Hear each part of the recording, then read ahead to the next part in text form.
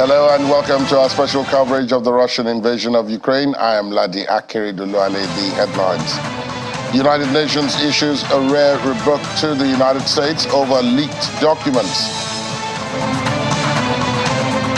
Russian Foreign Ministry summons the United States, the United Kingdom and Canadian ambassadors in connection with what it calls gross interference in the affairs of the Russian Federation. And Wall Street Journal, even Gershkovich rules appeal on arrest in Russia.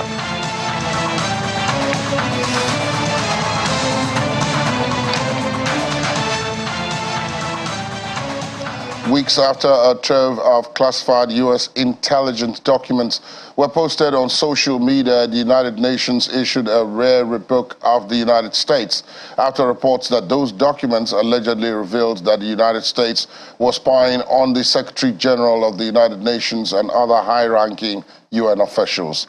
The UN spokesman, Stefan Dujarric, read in a statement which partly says the United Nations has made it clear that such actions are inconsistent with the obligations of the United States of America enumerated in the UN Charter and the Convention on the Privileges and Immunities of the United Nations.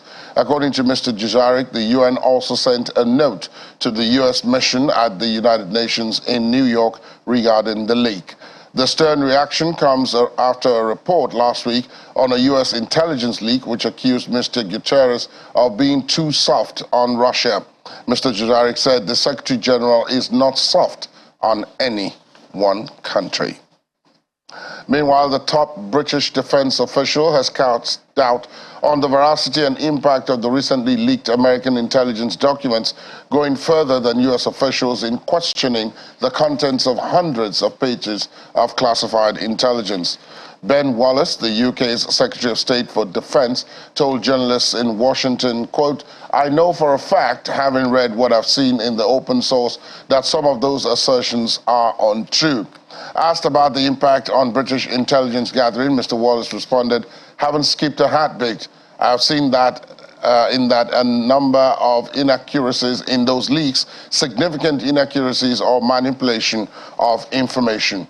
While members of the U.S. government, from President Joe Biden to his top national security officials, have repeatedly said they are taking the leaks seriously, engaging with allies to smooth things over, and referring to the Justice Department's ongoing investigation, Mr. Wallace was more dismissive and said he wouldn't be the only one who would look at those reports and see they're not entirely accurate. And Brazilian President Luiz Inácio Lula da Silva has condemned the violation of Ukraine's territorial integrity by Russia and again called for mediation to end the war, a peace initiative that was criticized by the Ukrainian government. Speaking at a lunch with Romanian President Klaus Iohannis, Mr. Lula said a group of neutral countries must come together to help broker peace between Russia and Ukraine. Mr. Lula has pitched himself as a peace broker to end the war, which began when Russia invaded the neighboring Ukraine in February of 2022. His proposal, based on Brazil's tradition of non-intervention and neutrality, calls for a group of nations not involved in the war to engage both Russia and Ukraine in talks. Ukrainian President Volodymyr Zelensky has urged world leaders to adopt his 10-point peace plan, which, besides calling for the withdrawal of Russian troops and the cessation of hostilities, proposes restoring Ukraine's original borders with Russia. Meanwhile, the Kremlin says the Brazilian efforts to mediate in the conflict in Ukraine deserved attention, but it had not seen any plans for a peace deal presented by France. It comes as French President Emmanuel Macron was looking to approach China with a plan that would form the basis for talks between Moscow and Kiev. Asked about Mr. Lula's suggestion, the Kremlin spokesman Dmitry Peskov told reporters, "Any ideas that take account of Russia's interests deserve attention and certainly need to be listened to." Various countries and world leaders, including China's Xi Jinping, France's Emmanuel Macron, and Turkish President Recep Tayyip Erdogan, have tried to position themselves as possible peacemakers nearly 14 months into what Russia calls a special military operation in Ukraine. Russia says it is open to talks, but has made clear these would only take place on its own terms. It says Ukraine must accept the new realities on the ground, specifically its annexation of 4 Ukrainian territories dismissed as illegal by Kiev and the West. And the White House has said Brazil is wrong to argue that the United States is encouraging the Ukraine war, and its tone is not one of neutrality. White House Press Secretary Karine Jean-Pierre rejected comments from Brazil's President Luiz Inácio Lula da Silva, who has accused the United States and Europe of prolonging the conflict by supplying arms to the Ukrainians. Struck by the tone of the press conference of the foreign minister yesterday, which was not a tone of neutrality, suggesting that the United States and Europe are not interested in peace or that we share responsibility for the war. We believe, and it is true, that it is plainly wrong. Of course we want this war to end. Of course we do. And we support President Zelensky's call for a just end to Russia's war of choice. And to say, and again, what we heard, the tone was not neutral, and it is not true. And so we'll continue to speak out against that, just like you heard from Admiral Kirby yesterday. I'll say this: we are confident in the strength of the U.S.-Brazil relationship, even if we disagree with some of the things that the President Lula said. We are still confident in that engagement, in that relationship. And Russia's foreign ministry has summoned the United States, British and Canadian ambassadors after they condemned the conviction of an opposition politician. A Moscow court imprisoned Kremlin critic Vladimir Kara-Murza for 25 years on Monday after convicting him of treason in a trial he and the West said was politically motivated. Russia's foreign ministry accused the 3 ambassadors of, quote, crude interference in Russia's internal affairs and activity incompatible with their diplomatic status. And Wall Street Journal reporter Ivan Gershkovich has lost his appeal against his arrest and detention in a former KGB prison in Moscow on charges of espionage. Court documents gave nothing more than basic details about the case. Ivan Gershkovich, the Wall Street Journal reporter arrested in Russia on espionage charges, has lost his appeal against arrest and detention in a former KGB prison where he's being held pending trial. The hearing was effectively procedural, covering how he should be held before the trial, but not about the substance of the charges. The U.S. ambassador to Russia, Lynn Tracy, says she made her first personal visit to Gershkovich on Monday. According to her, it was the first time the U.S. was granted consular access since his detention more than 2 weeks ago. She added, "I can report that he is in good health and remains strong despite his circumstances." Court documents give only a basic outlining of the case against Gershkovich, and the judiciary has said it is forbidden to publish some. He's accused of collecting state secrets about the military-industrial complex in Russia and was arrested in the city of Yekaterinburg on March 29th. The Kremlin says he was using journalism as a cover for espionage, which both the U.S. government and Wall Street Journal deny.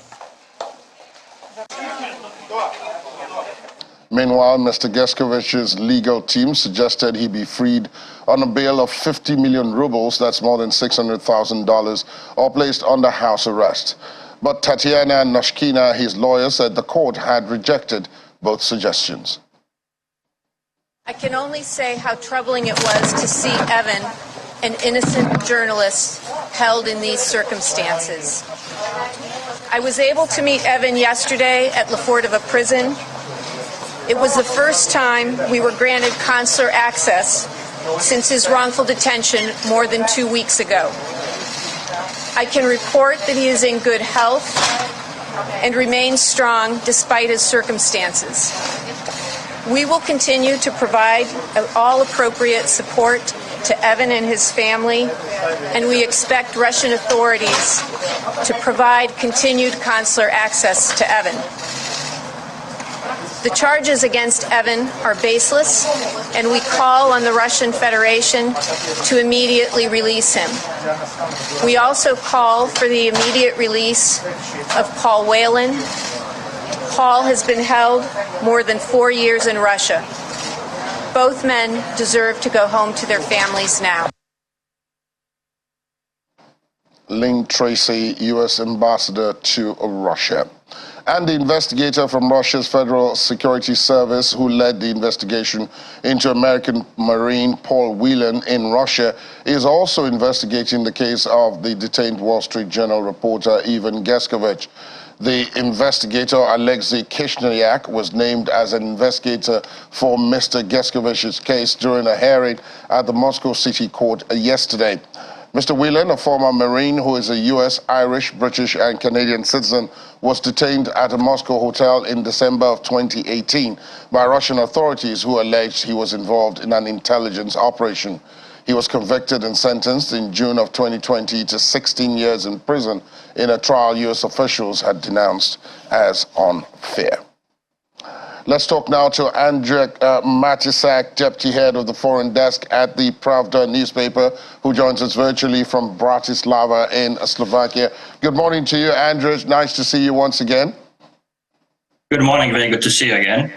Let's begin with this leaks and the whole arrest of the Wall Street Journal reporter. Of course, in terms of the Wall Street Journal reporter, this must be worrying to someone like you, being a journalist yourself, who goes all over the world covering stories. But then, is there some level of being played as the pawn here by either the Russians or the Americans, for that matter, in the case of Ivan Gershkovich?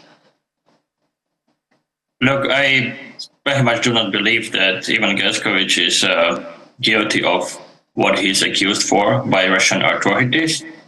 I don't know him personally, but I know some people who know him.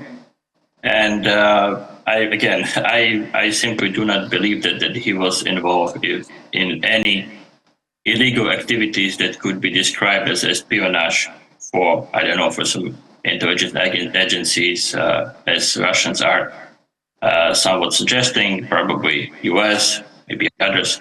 Who knows, because we don't know that much about the court case, as it was mentioned in the report. Not many details were made public. So I really think that for now, I think we can be very sure that Ivan was just doing his job.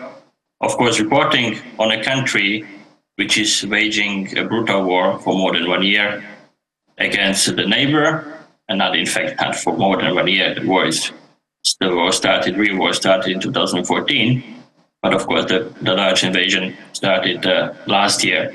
So again, I really think that Ivan was just doing his job. And yes, it is probably a warning to other journalists not dig deeper into the Putin's regime. Plus, as we have seen in the past, probably Ivan is also kind of I'd say, somebody who maybe Russians will at one moment will try to trade for something or for somebody. So we will see. Now, let's take a look at the other big story that has unraveled over the last couple of days, and that's what is being called the Pentagon documents leak. Highly embarrassing to the United States that those documents leaked and who leaked them, and some of the information that they contained, although there are countries that were involved that are saying that quite a lot of the information that is out there is not accurate. But the United States, which is the source of the documents, has not denied the accuracy, and they're taking it very seriously.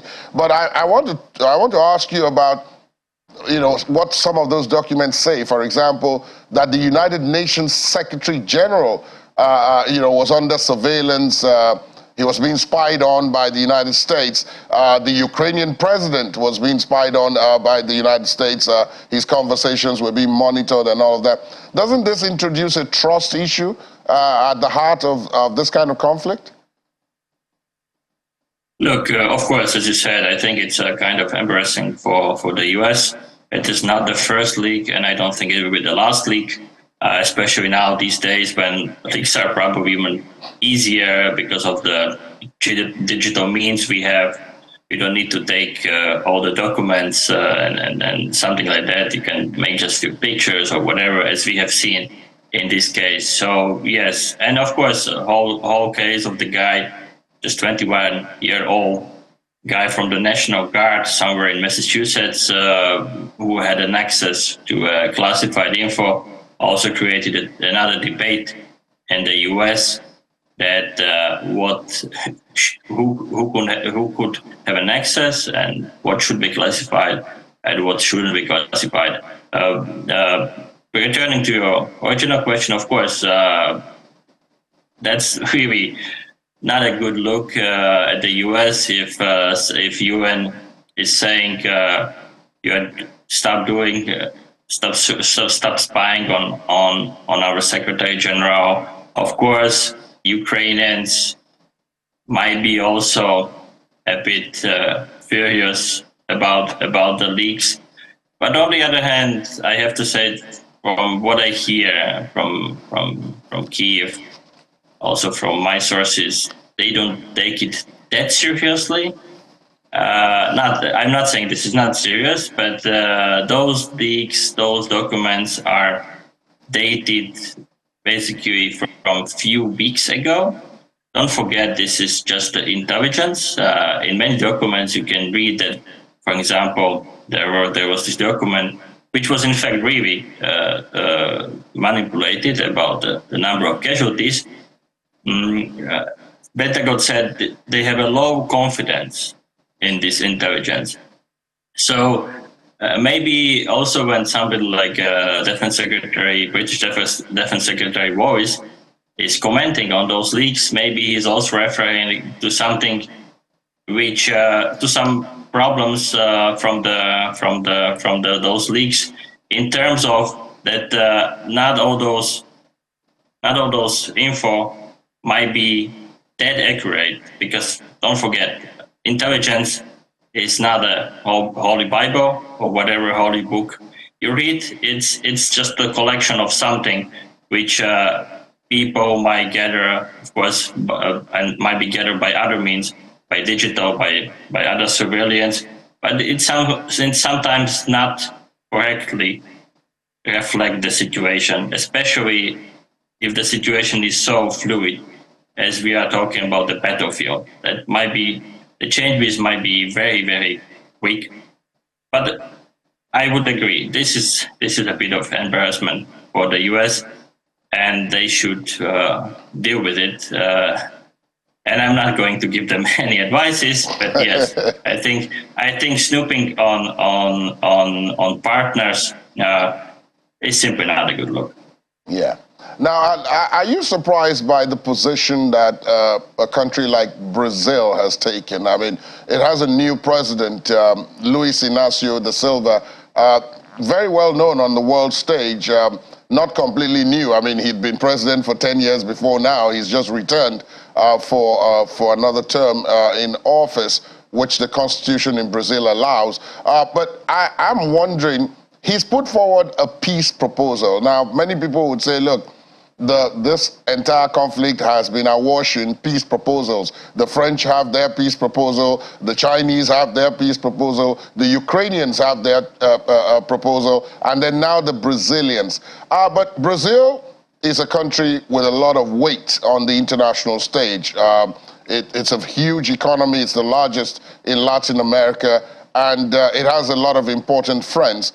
And most importantly, it has good relations with both Russia and Ukraine. Do you think perhaps this one might be different from the peace proposals we have seen before? It's a good question, and of course, I'm not sure. As you mentioned, Brazil is an important country, but of course, also all the countries you also mentioned, like China, France, and Ukraine as such, are very important, and Ukraine is also, of course, defending itself against Russian aggression.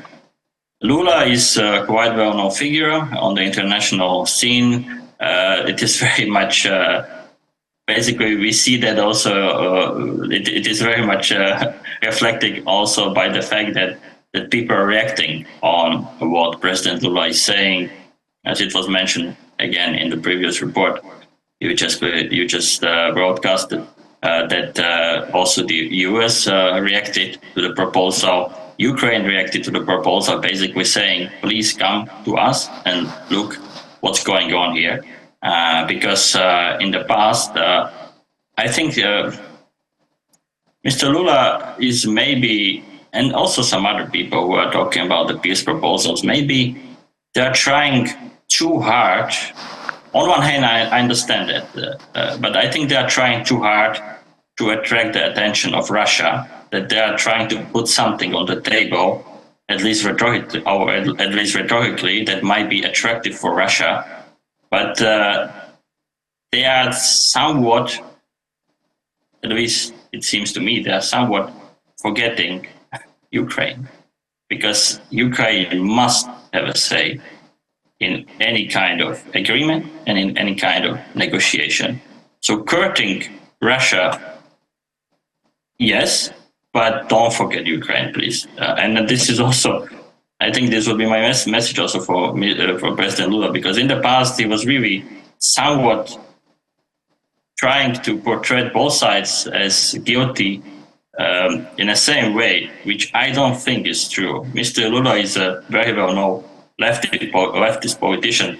I don't know if I would say him that the coup in Chile when Mr. Allende was overthrown by fascist regime of Mr. Pinochet, both sides were the same guilty. I don't really think so. And I think this, you can apply this to the Ukraine and Russia conflict. I think that putting peace proposals on the table, I understand it. And maybe at one moment we will see some kind of,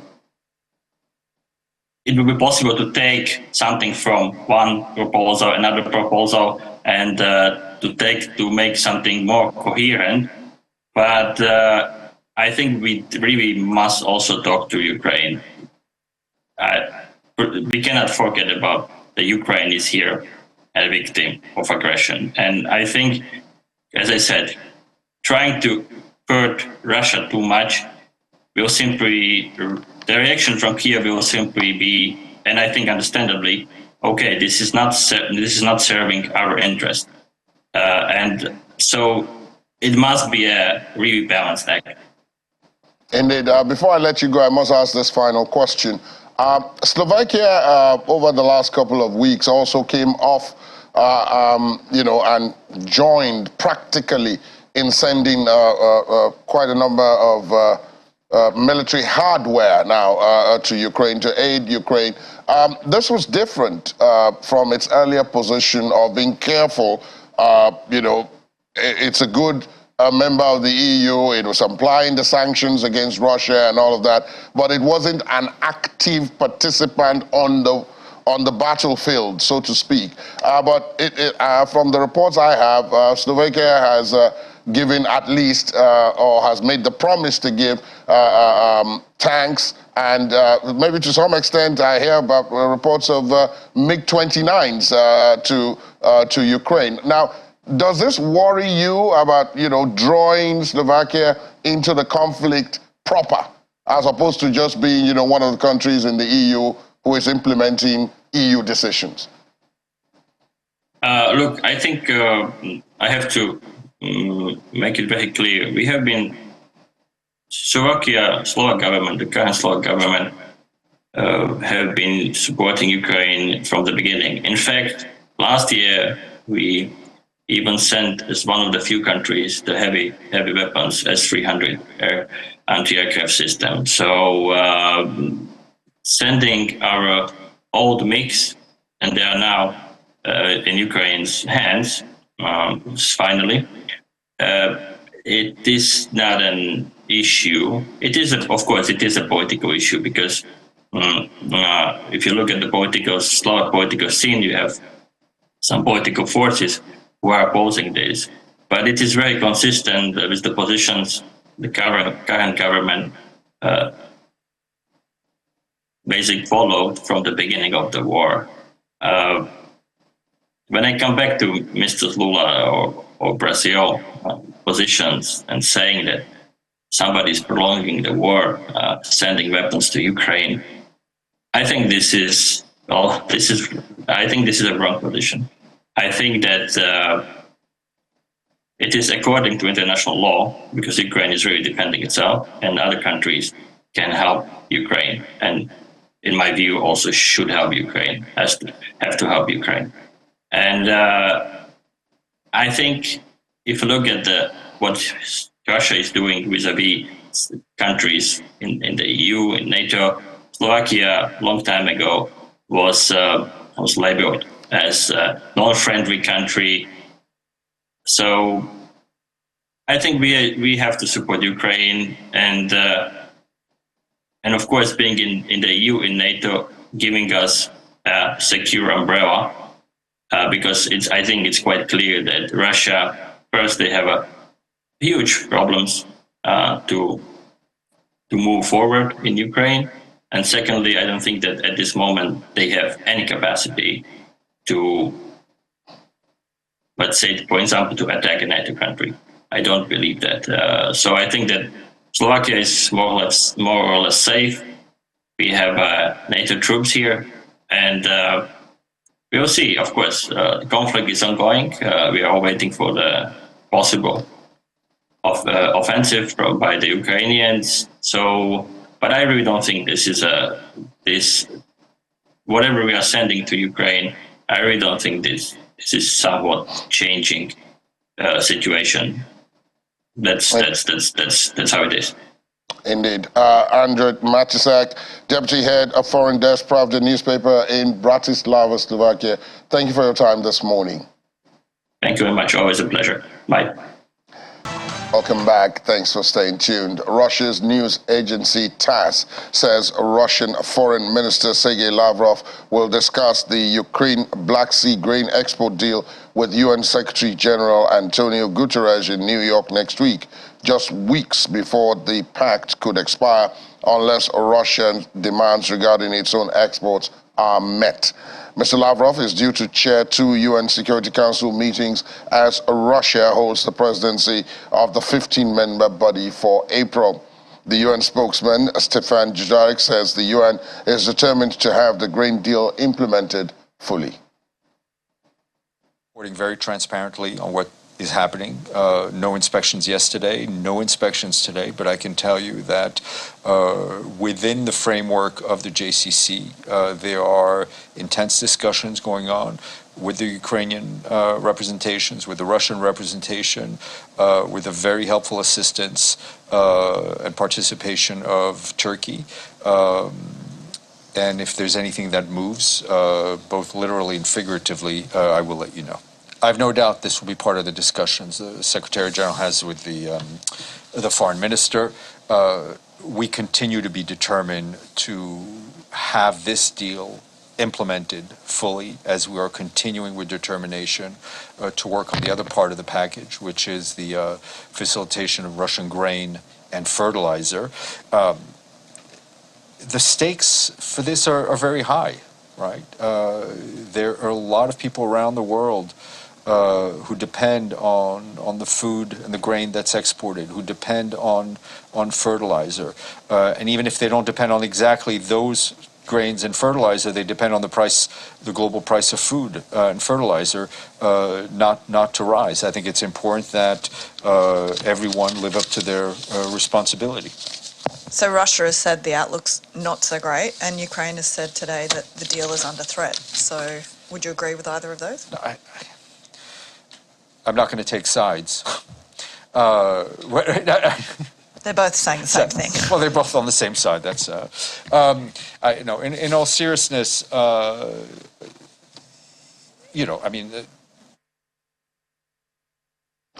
The United States has sensitive nuclear technology at a nuclear power plant inside Ukraine and is warning Russia not to touch it. And that's according to a letter the U.S. Department of Energy sent to Russia's state-owned nuclear energy firm Rosatom last month.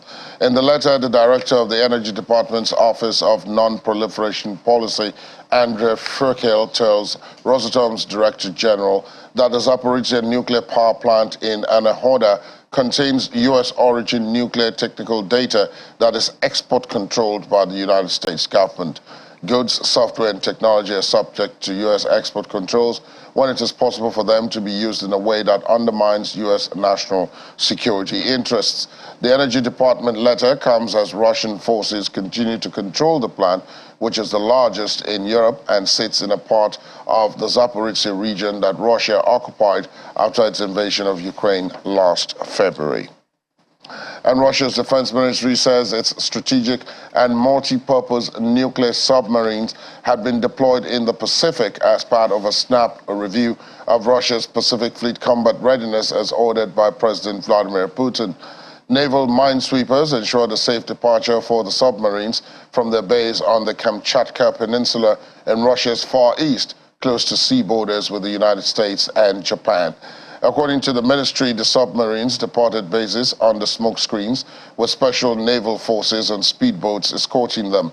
The ministry also said that Tu-142 anti-submarine aircraft of Russia's Pacific Fleet performed sorties aimed at searching for, quote, enemy submarines. And a Russian artillery attack on a market killed one person and injured 9 more in the city of Kherson in southern Ukraine. Kherson Regional State Administration published videos purporting to show a body on ground and wounded people being treated by paramedics. Ukrainian troops recaptured Kherson last November after nearly 8 months of occupation by Russian forces, who seized it soon after the start of their invasion. The area is now under frequent fire from Russian forces that are entrenched on the opposite side of the Dnipro River.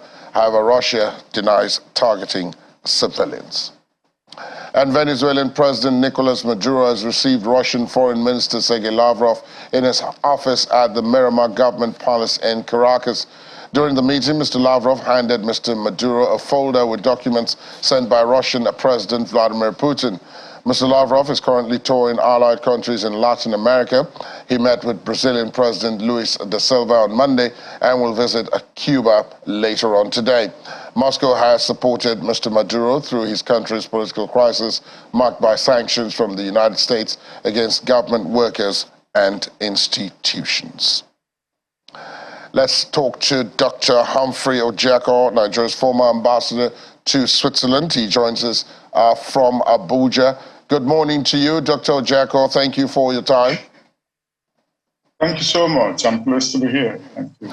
Now, let's begin, as I have in the last couple of days with all my guests, with this leaked documents and the impact it is having on diplomacy. Now, today, the UN very rarely rebukes any individual country, but today it rebuked the United States for spying on the UN Secretary General and other top UN officials. Now, is this unprecedented, perhaps, in diplomacy, or are we making too much out of it? We're not making too much out of it, even though the UN knows that the powers have always spied on them, and every activity they perform that affects their geopolitical interests. That is given. However, the fact that this level of leakage at a very important juncture in global geopolitics, when in fact one dares to say that a new Cold War is unfolding, that is totally unacceptable to the United Nations, that should be a broker for peace in the emerging situation of the world, where we can get new alignments going on between China and the BRIC countries and Russia. Now Russia is mounting some of diplomatic offensive in America's own backyard, in Latin America, as you just read in the news. That is a bad time for the United Nations to operate effectively in its assignment of maintaining world peace. If it cannot sustain its own neutrality, then there is difficulty, I think. So it is not a small issue for the United Nations to be rebuking not just a major superpower, but until recently the sole superpower of the world. in whose own territory the United Nations is hosted anyway. So it is a serious problem. And one could add that these things are beginning to show that the United States is beginning to become its own worst enemy, because this level of leakage of official secret documents and stuff is totally unprecedented. Let's take a look at, you referenced him in your answer there when you mentioned Brazil and President Lula. Now, President Lula is one of the big actors on the world stage. I mean, he leads a country that is in fact the leading member of BRICS. It's a country with significant diplomatic presence in different parts of the world, and it has friends, a huge export market, including for arms. And over the last couple of days, he's been making his first public comments about the war in Ukraine, blaming the US and Europe for allowing it to continue this long by supplying Ukraine arms. And then on the other hand, of course, blaming Russia for invading another country, and now offering that a group of neutral countries should come together and talk to both sides. It's a proposal that the Russians seem to want to examine. But the Ukrainians so far have been quiet, instead asking Mr. Lula to come to Ukraine and see things for himself. What do you make of his comments on the situation? I think ultimately the West cannot resolve the Ukraine problem. Ultimately, Russia and its own new allies cannot resolve the problem. So Lula is probably very correct to think that a group of neutral countries, I don't see BRICS as that neutral country. But in fact, I would even propose that not very powerful African countries who are members of the United Nations should lead this charge, because let's face it, Africa is the continent that people don't even know that is suffering more than any other region from this war. If you are talking about a shortage of grains, which I had been discussing with the UN agent here, you see that Africa is the continent that is losing some 30 million tons of grain, causing serious, call it imported inflation in the continent, call it the skyrocketing energy prices. And in fact, I should say the Russia-Ukrainian war is spilling into Africa. So the African Union, I think this is the time, if there was any time in history when Africa could play a significant role in trying to restructure the peace of the world, it is now. Simply because if we cannot make a connection between the Russia-Ukraine war with what is happening in Sudan at this moment, then we are not following events as they are unfolding, because they are very easily connected. So Lula is right. The West should not continue to pump arms into Ukraine to keep the war going. Russia itself should be encouraged by those who are backing it to also begin to reduce activity. It is time for truce. This war has gone on for over 420-something days. That was not expected. Russia didn't expect that. I do not think that Ukraine expected that. And the West itself, you can begin to see cracks through the actions of even Poland, which is the nearest ally of Ukraine. Hungary, understandable, all because of this grain matter. Because first, the countries must first protect their own national interests, and I think that is what is going on. That may be the crack. Maybe this is the time is getting right for a third party, a third neutral, uncommitted party. It's not BRICS member, so whether Brazil is qualified to be leading this charge, I do not think so.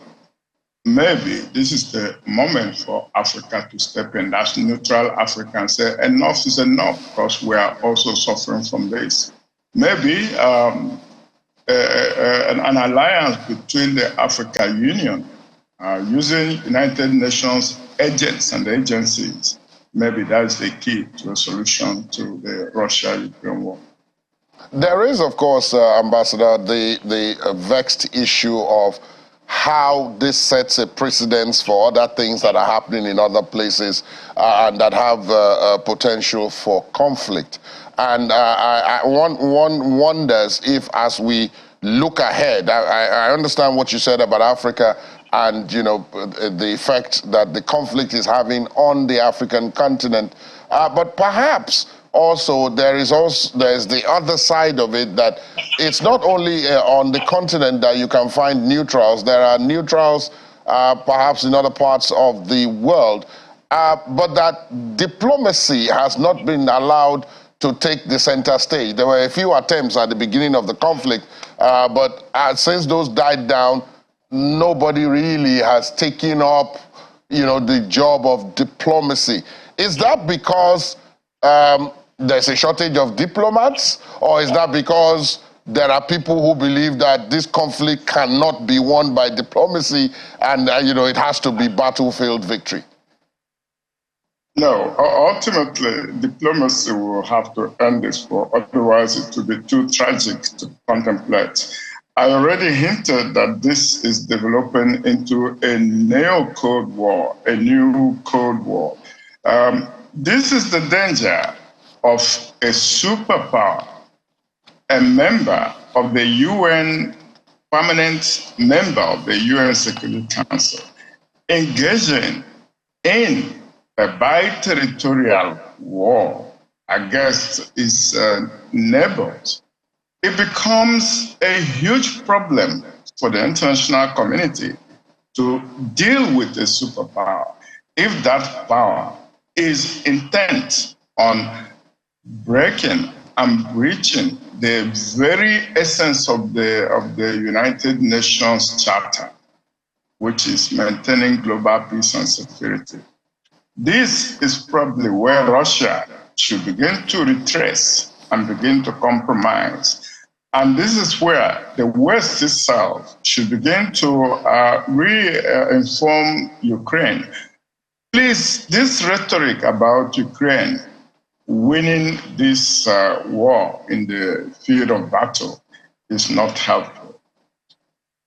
I do not see a situation where Russia will allow itself to be defeated in the battlefield finally.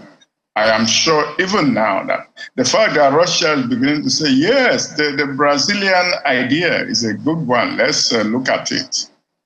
The fact that countries like China are beginning to reinforce their security, military relations with Russia.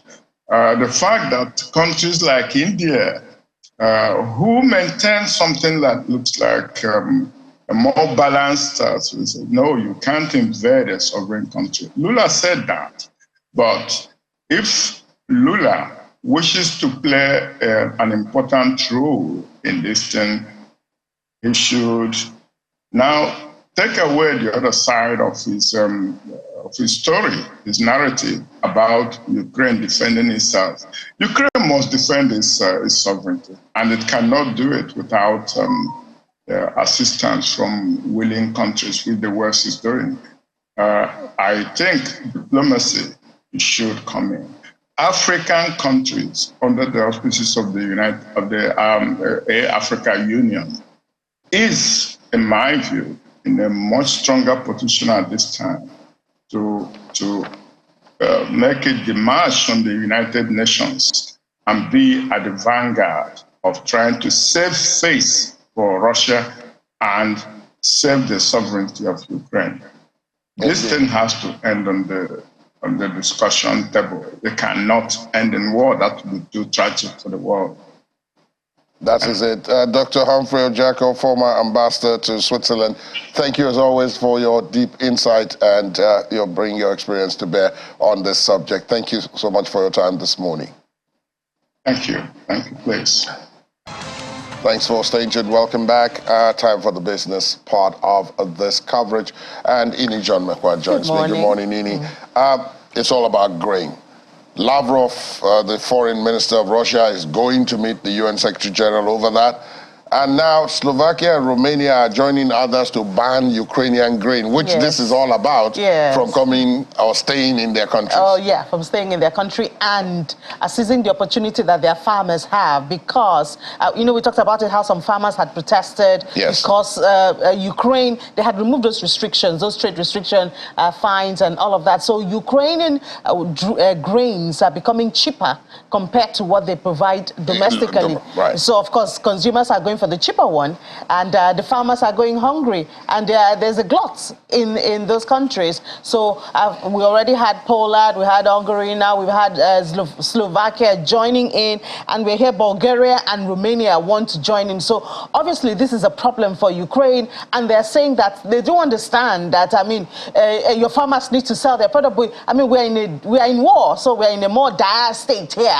But the only relief that they have, relief they have here is Poland. Poland has agreed that they will allow their country to be used as transit to other countries. Now, when you look at the infrastructure of Poland, do they have the strength to be able to carry that much volume? Exactly, because, you know, Ukraine is one of the biggest grain producers in the world. So can they handle it? That's another thing. And even though they have a strict agreement that it will just go like from... It's like a corridor.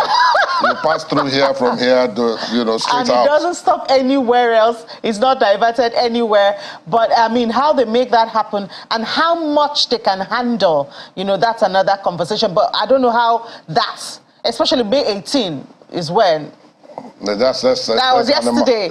And we don't have a renewed grain deal yet. Which is why there's some sense of urgency about all of this. Exactly. Now, Russia, in the meantime, you know, is also talking about grain, but it's moved in other directions. They are importing chips to be used in the development of weapons.